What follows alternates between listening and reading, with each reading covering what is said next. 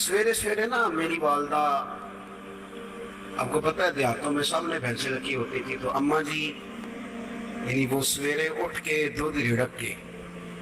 اور پھر وہ جب مصلی بچھاتی تھی تب میں سمجھتا تھا کہ یہ تکلفات ہیں، چونکہ جب بندہ پڑھ دیتا ہے نا پھر اسے گنجائشوں کا بھی پتہ چل جاتا ہے۔ میں سمجھتا تھا یہ تکلفات ہیں کہ وہ پہلے کپڑا بچھاتی، مصلی بچھاتی، پھر پیالے میں پانی لا کے پاس رکھتی، پھر وہ جناب اس پہ پڑھنا شروع کرتی، پھر وہ ریل اور پھر ریل کے یہ جو حافظ ہوتے ہیں نا ہمارے، یہ پھر زیادہ نہیں چومتے قرآن پاک، ان کے پاس ہوتا ہے نا عرب کا، لیکن وہ پرانے بندے وہ شنیل کا غلاف، پھر اسے کھولنا، پھر اسے چومنا، پھر سینے سے لگانا، یہ ساری چیزیں ان کے پیش نظر رہتی۔ اماں جی نا وہ نماز پڑھ کے قرآن پاک کے کوئی دو ایک رکوع پڑھ کے پھر آواز دیتی، وہ تسی اجے بھی سوتے ہو، میں دودھ بھی رڑک لیا، نماز بھی پڑھ لی، سبق بھی پڑھ لیا، اٹھ جاؤ نا، اب تو ٹائم تھوڑا رہ گیا نماز کا۔ یہ آپ یقین کریں، میرے سے بزرگ ناراض نہ ہو جائیں، لیکن بچوں کو نماز کی تقریر نہ سناؤ کہ پتر نماز پڑھنی چاہیے، نہ تقریر نہ سناؤ، تقریریں باہر چلتی ہیں، گھر میں نہیں چلتی، گھر میں عمل چلتا ہے۔ بچوں کے سامنے نماز پڑھو، بچوں کے سامنے قرآن پاک پڑھو، اپنی اولاد کو عادی کرو کتاب و سنت کا۔ سارا دن گپیں، سارا دن باتیں، گھر میں بھی تبصرے، ٹیلی فون پہ گپ شپ، اس نے تو نفسیاتی کمزوری پیدا کر دی ہے قوم۔ اپنے گھر کے اندر چلن پیدا کریں قرآن پاک، قرآن پاک سے پیار ہو۔ ایک دفعہ نا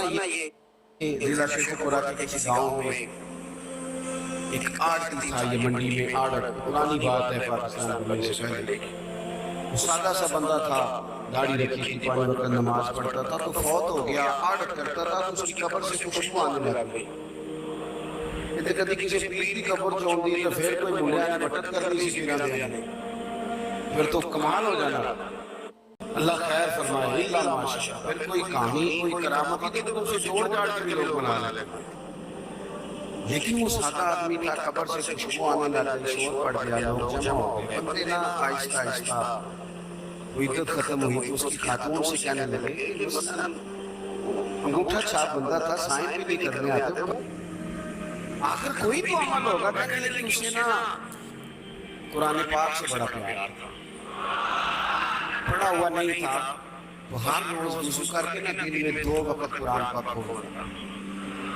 اور پھر اس پہ لائنوں پہ انگلیاں رکھ رکھ کے چلاتا، رو کے کہتا مالکہ غلطی ہو گئی ہے، ہمیں پڑھنا چاہیے۔ اللہ تو جو بھی آکے ہے سچی آکے ہے،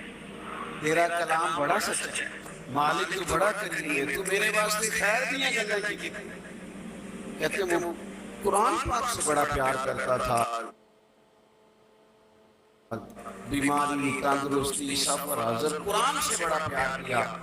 لوگ سمجھ گئے یہی تو وجہ ہے کہ قبر کی مٹی سے بھی خوشبو آ رہی ہے۔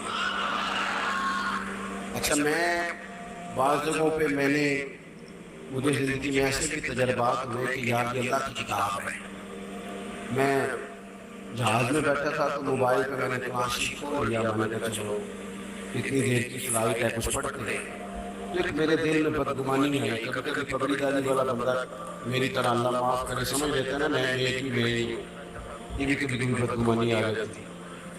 میں وہ تلاوت کرتا تھا تو میرے دل میں خیال آیا کہ دیکھو سارے لوگ کانوں میں ٹوٹیاں لگائی ہیں، کپڑے لگا رہے ہیں، قرآن پاک پڑھ لینا چاہیے۔ ایک نوجوان اس نے تو بال پیچھے یہاں ربڑ ڈالی ہوئی، عورتوں کی طرح پینٹ شرٹ بڑی ڈالی اور بڑا جدید فیشن کا اس کا سٹائل، تو میرے ساتھ جو سیٹیں تھیں ان کو بیٹھ گیا اور پھر اس نے فائلوں کے اندر سے سورۃ یاسین نکالی۔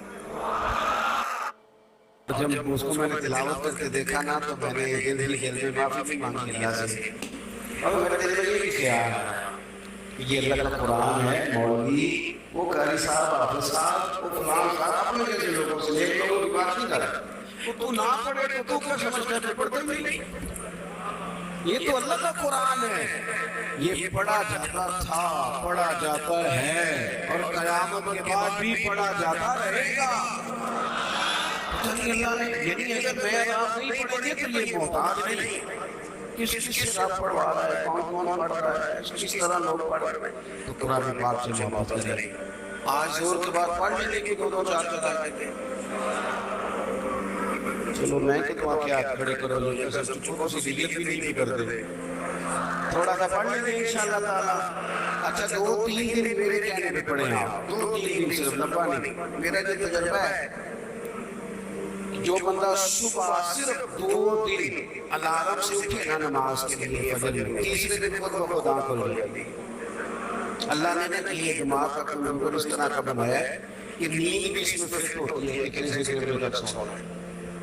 اگر آپ فٹ کر لیں گے نا کہ میں نے نماز میں اٹھنا ہے پھر تلاوت کر لیں گے تو انشاءاللہ تعالیٰ آپ کی آنکھ کھلا کرے گی. یہ بڑی خوشی کی بات ہے.